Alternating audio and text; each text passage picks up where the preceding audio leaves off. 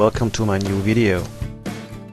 Some time ago I bought a Xiaomi Yi camera to have something to complement my aging Hero 2 and something that is able to record at higher frame rates in 1080p.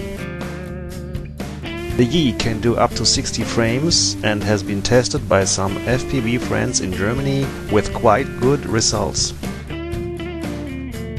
It also can do still photos in a normal or in time-lapse mode with different time settings. I bought mine from Banggood for roughly $80. Now and then they offer discounts and you can get it for even less.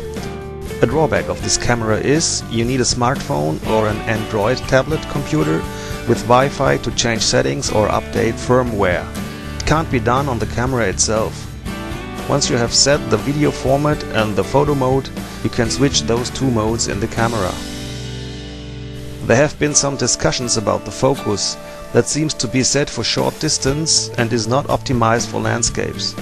While you check their adverts, you can often see people doing selfies in front of interesting backgrounds. It seems this is the reason and what they have in mind for that camera. FPV pilot BK Morpheus from Germany has opened his Yi camera and changed the focus to give it a sharper picture in the distance, and it seems he has done it well.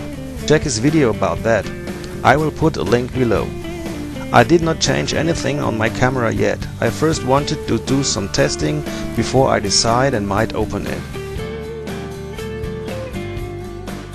Unlike the GoPro, the Yi Cam has no different lens angles like wide or narrow to choose from. It is always set to wide and it seems a bit wider than my Hero 2. For me that's okay, since I hardly use the narrow or medium on my GoPro. But the Yi Cam also has a mode where it tries to reverse the bending effects of the fisheye lens effect. That means it can calculate straight lines where the lens in fact does bend lines. It seems to work well so far, and it does that for video recording in real time. But it has other drawbacks. The picture is still distorted, but in another way. The outer areas seem to be stretched, so you still don't get a real view picture. While I tested this in video, I started to dislike the effect. Every movement sideways makes the picture look very shaky, because the outer zones move very fast out of the focus. This might be a nice effect, but you need a real stable camera position. While you are in standard fisheye lens mode like the GoPro, the outer zones are bent and pushed together, so the movement on the outer zones of the picture is much slower. I find this much more comfortable to watch, especially in scenes with much and fast movement like flying low. And I like to fly low. I have built a protection case from plywood for the camera.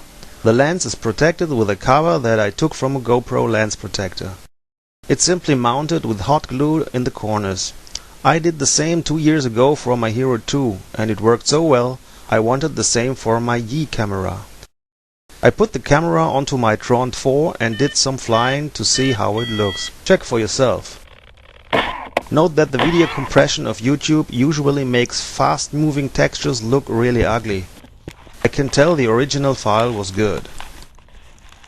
Sorry, I did not realize the Velcro was in the focus. However, you can see how the camera handles the extremely close obstacle and the sunlight.